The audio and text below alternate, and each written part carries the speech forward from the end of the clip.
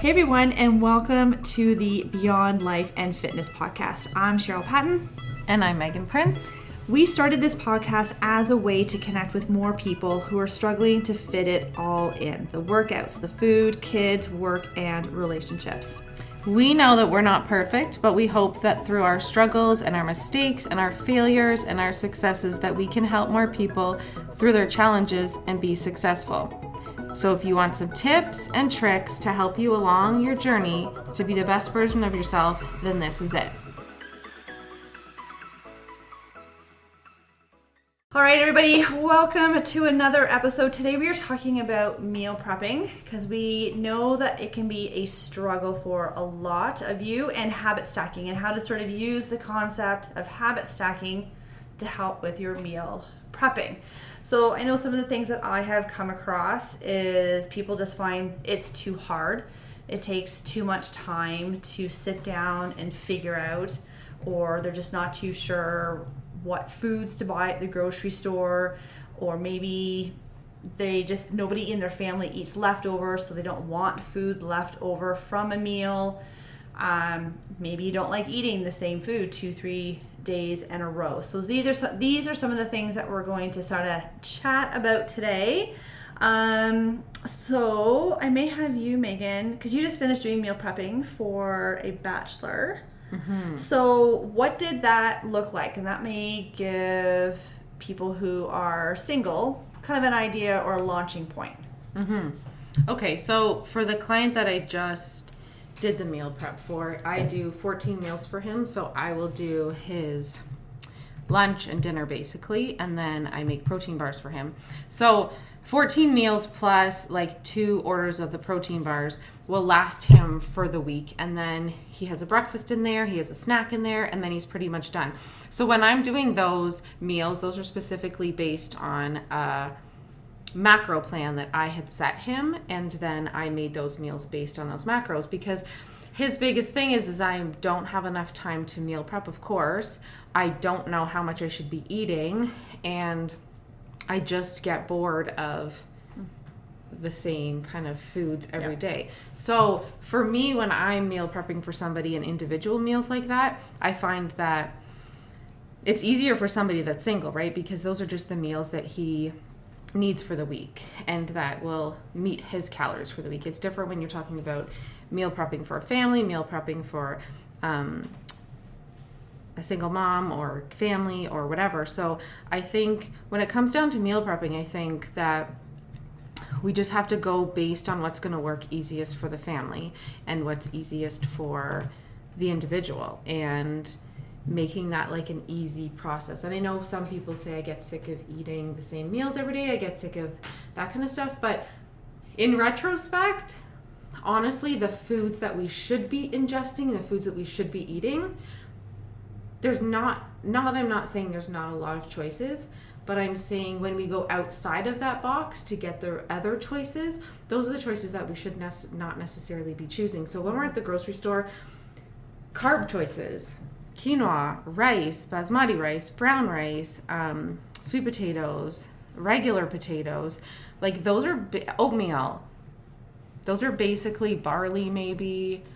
Those are basically the carbs that I would stay in. So when you're talking about, I don't want to eat the same thing every day. I get that people say I don't want to eat the same thing every day, but you can make rice 16 ways. Mm-hmm. You can make quinoa cold. Mm-hmm. You can make a cold salad. You can have it on the go. We make veggie burgers at home that are made with quinoa, mm-hmm. and we just blend them. So yes, we don't want to necessarily eat the same food every day, but you can use the same base of the foods to create different meals. Yeah. Because when you go outside of that box and say, well, I want pasta and I want bread and I want all those things, those are the things that we really shouldn't be ingesting, because if we want to keep the chemicals and toxins out of our body to feel better, then I think there's a certain amount of in the box stuff that we should kind of stay in, and then just figure, how can I make this more exciting? Like my girlfriend makes this quinoa bake, which is like salsa and ground beef, and then she puts cheese on top of it. So like things like that, where you're meal prepping at the beginning of the week, if it's say for a family or for like a single mom with kids, you make a big pot of quinoa. You can make that 5 different ways. Then you have rice, and then you have chicken, but then you can use that chicken, you can use that rice for all the other things. So I think when it comes down to meal prepping, I think it's easier to say, let's get these five carbs, couple proteins, and then we add some veggies to it, and then we're good. And then what meals can we create out of all of those basic things that are going to make us feel energetic and keep our bodies not full of toxins and chemicals. Yeah. I think sometimes keeping it so simple that it's so simple that you really can't go wrong, basically, right? Yeah. So if you pick, literally, if you even just stick to 5, right, just to kind of get the pattern and the habit going. What are your 5 favorite complex carbs, root vegetables, like you said, with the quinoa, the rice? What are your 5 favorite more green vegetables? So your peppers, your lettuces, your broccoli, cauliflower, Brussels sprouts. Yeah, all of that stuff. What are your favorite 5 protein sources? Is it turkey? Is it chicken, beef, lean cuts of beef, pork, shellfish, seafood, regular fish? Like, kind of figure out almost like your 5 favorites. And then how can you mix and match differently? So I know when we were away on holidays, what I had, and I'd never had it before, and it was so good. It was quinoa, hot quinoa, that had almost like a stir fry with the quinoa, and then 2 easy over eggs on top. Yes. It was so good, but I've never had eggs and quinoa together. Oh. Now I know. And so my kids will have quinoa for breakfast, and they'll put a little bit of cinnamon on it, and they'll put a little bit of maple syrup, and they'll eat that for breakfast. So it's like with an some sea salt. oatmeal alternative. It's like an oatmeal. Yeah. Yeah, because exactly. quinoa actually will go crunchy, right? So when we make our veggie burgers, it's quinoa, we grind up walnuts, and then a whole bunch of veggies. We grind that all up and make veggie burgers out of it. And yeah, it's crispy, and then they have, like, the kids don't even know that it's in there. They have no clue that it's in there. So it's like, what 5 carbs can we have this week? So you're just choosing 5 carbs that you need for that week. 2 or 3 proteins, because you could do chicken 3 times that week, but all different. You could do it different ways, right? Absolutely. And then beef twice a week. I mean, if you're using organic grass-fed beef, I would say you could do that 2 times a week. If you're using more conventional stuff, I would say maybe stick to like once a week. But the iron's good in beef, right? So it's not like it's terrible. We just don't want all the chemicals. And then just switch up the veggies. And then literally, if you have 5 meals like already done, use that beef, make tacos, and then make a spaghetti sauce with vegetables in it. So going to the grocery store, I think, could be easier when you're meal planning for a family, because literally you're just choosing what 5 carbs we want for the week, and then meal prep them on a Sunday. Literally, I put on a pot of quinoa, a rice cooker, and I throw chicken in the oven. And that takes me 10 minutes or less to put all of those 3 things on. I set the timer for 30 minutes, and all 3 of those are done, like, for the week. Like, I don't even have to sit there and watch it. I just go do something else. I'm a huge fan of overcooking. So when it comes to people that don't like leftovers, especially if you are single, I think it's not a matter, I think it's a way of just trying to rewire how you're thinking about the leftover. So for example, if you roast an entire chicken, right? So you could have the roasted chicken with some sort of a salad, asparagus. I've done like a cauliflower risotto before, like on the side. And then you could have some sort of a, like you said, like a quinoa, or sometimes you can put the carbohydrate right into your salad, right? And then you can take whatever's left over of that roasted chicken. Okay, now you can do a stir fry or maybe chicken fajitas with it another night.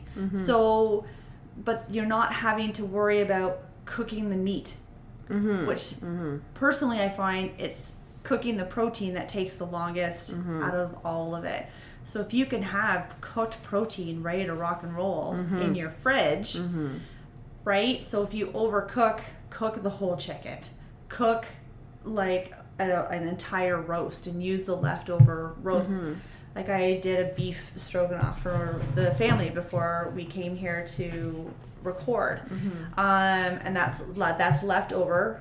This is the third leftover that I've used from this roast this week.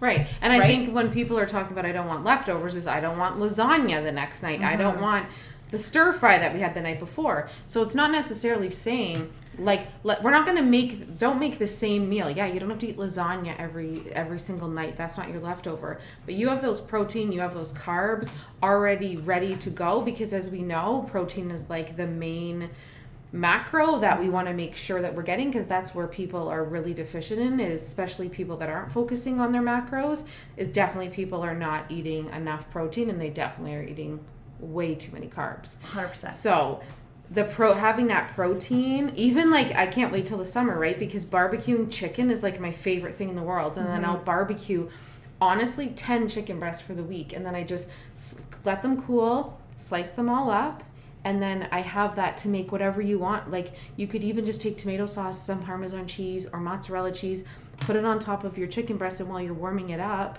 put it on broil in the oven, and then there you have like chicken Parmesan, and you've already had your chicken cooked. So it's sort of, making sure that you have stuff ready for the week. And honestly, if you just set aside that time for your family, the stress when you come home from work is so less, because you're like, oh, I don't want to do that on Sunday. I don't have any time to do that. But take that 10 minutes, throw those 3 things on, and then come back, go fold your laundry. Half an hour later, they're done. So then you just come back and you already have it. And so, does it take a little tiny bit of planning? Kind of, but there's only so many proteins that you can eat for the week that if you may have those things ready, I think that there's so many options that you could do for the week. And when you get home and you have that stuff already made, it's so easy to just take a chicken breast, slice it up, throw it with some veggies and rice and some teriyaki sauce, and then you have stir fry in like 15 minutes. Like you're done. Well, that's just it. And there's something to be said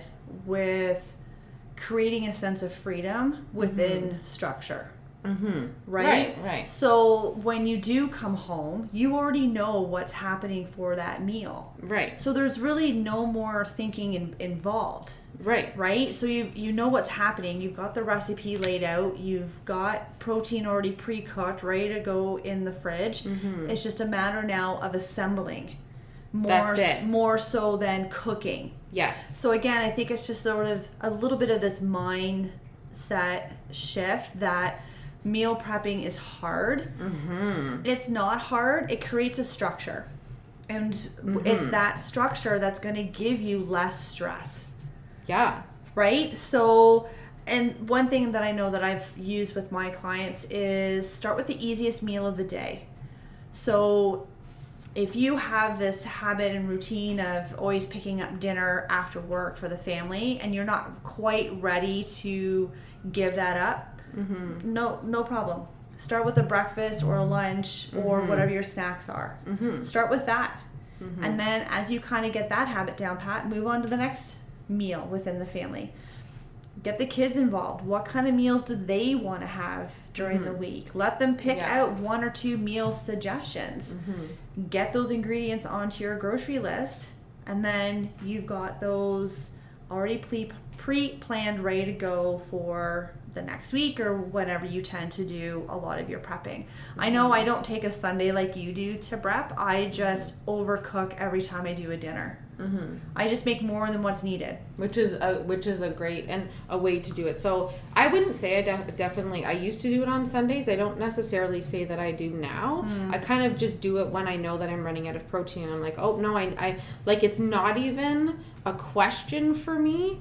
Like when I don't have that protein cooked in the fridge, no, I gotta go tonight, I gotta go grab some chicken breasts and I gotta have some protein cooked. And people always say to me, the biggest question is, how do you eat and feed your kids at the same time? Like, how is that sort of different? And what I love about just having the protein cooked, the carbs cooked, is that I can take those protein, carbs, and veggies, make a fun little cool meal for the kids, and I'm fine with just eating rice, chicken with on a salad or quinoa or whatever.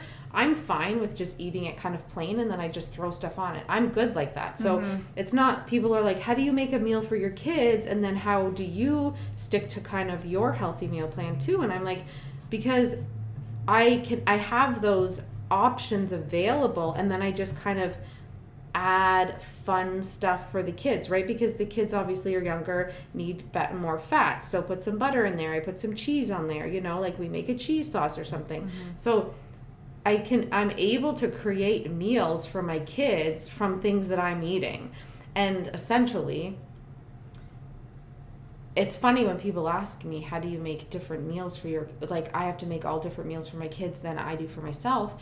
And I think the most important thing that we need to focus on is the food that we put into our kids' bodies. And why, I know some kids are picky and I get that, but why do we feed our children garbage and eat healthy ourselves? Because the kids won't eat it. But fun things like we do breaded tofu. So I'll get like really firm tofu, and then we'll bread it. We'll put a little bit of flour, we'll dip it in egg, and we'll bread it in some panko breadcrumbs or something. And then we'll have like a dipping sauce for them. So like you can still incorporate stuff that kids like chicken fingers. You can make your own chicken fingers, that kind of stuff.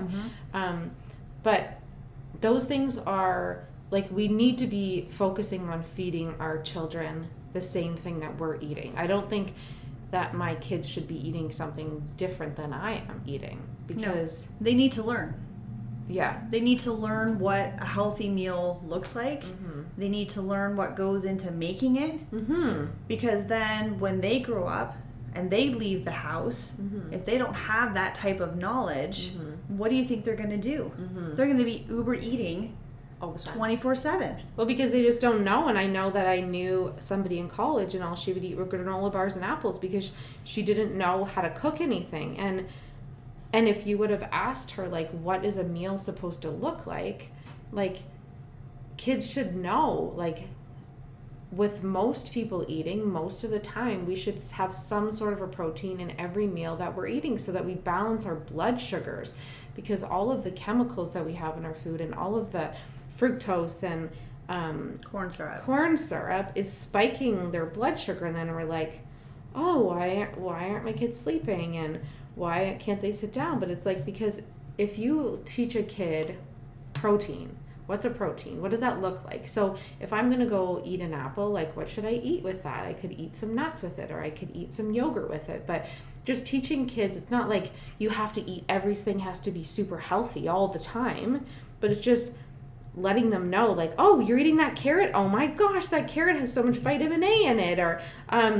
Or like, you're having some Greek yogurt, that's really awesome because that has so much protein in it. It's really good for your energy. So I think it comes down to, when we're meal prepping for our family, we should also be thinking about the nutritional value that we also want to instill in everybody too. Of course. Doesn't mean that it can't be fun. Like, you can do still fun things, like add some cheese on it and fry it up and do stuff like that, but at least you have the basics that you need for that week. Yes. And then meal prep's easy. You just grab a Tupperware container in the morning, you throw some chicken in it, you throw some lettuce in it, you throw some quinoa in it, you put a little bit of sauce in it, I close the thing, and like in 3 minutes I have a meal already ready for the day. Like, for the half an hour that I took on the weekend to cook, for the half an hour. Agreed.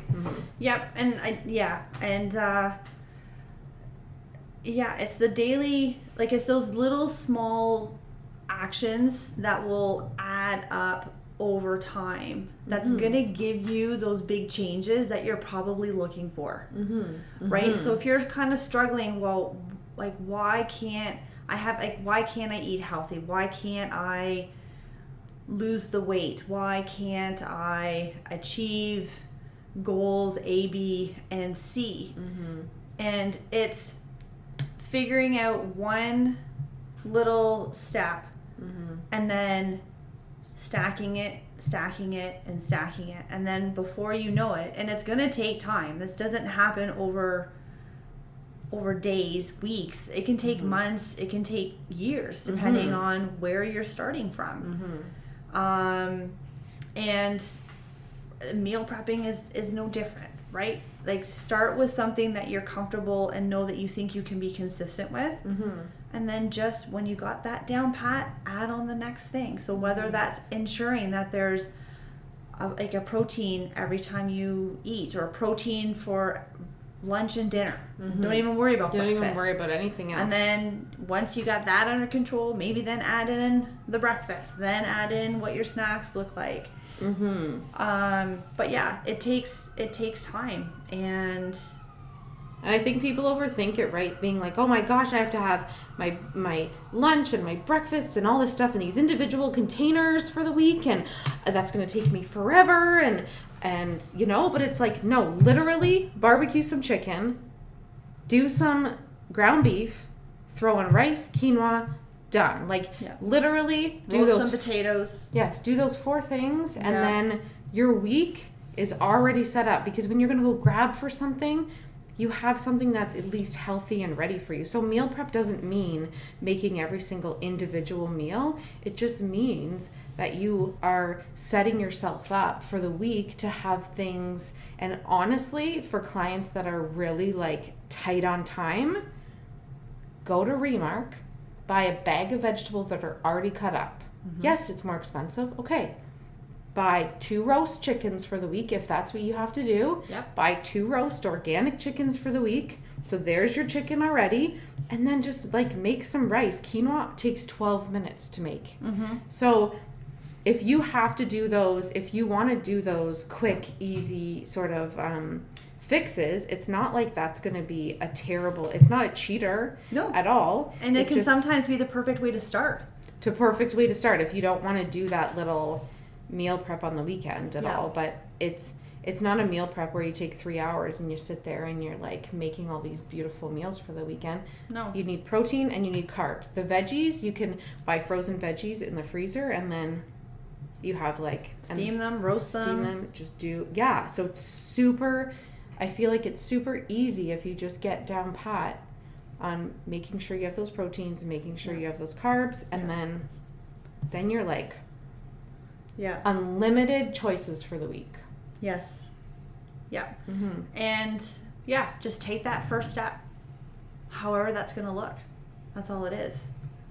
Because when it comes down to it, it's just that people aren't prepared. It's not like somebody would say, some people I guess would, but have like a beautiful piece of roast chicken and rice for lunch with some like steamed broccoli or some Brussels sprouts, or on a really nice salad. It's not like people would be like, I don't want to eat that, because you can add sauces, you can add like spices, you can add fresh herbs to make it different every single day.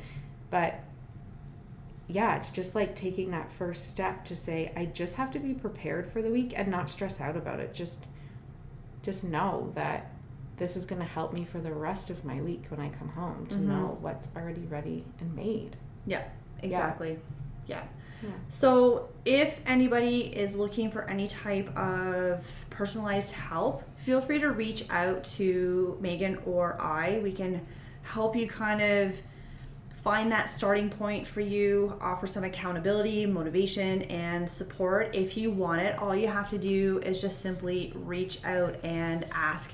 And all of our contact information is in the show notes if you want to do that. So on that note, there is some ideas on your meal prepping and how to kind of get that habit rocking and rolling. And thanks for listening. Thanks everybody for listening today, and we truly appreciate you. And let us know what your biggest takeaway was today, and if you have any questions you want answered on the podcast. Don't forget to rate, review, and subscribe to this podcast to automatically receive your episodes and to help us reach more listeners. We would love to connect with you on our socials, either Facebook or Instagram, with links in the show notes. Till next time, keep taking those small steps towards your best life.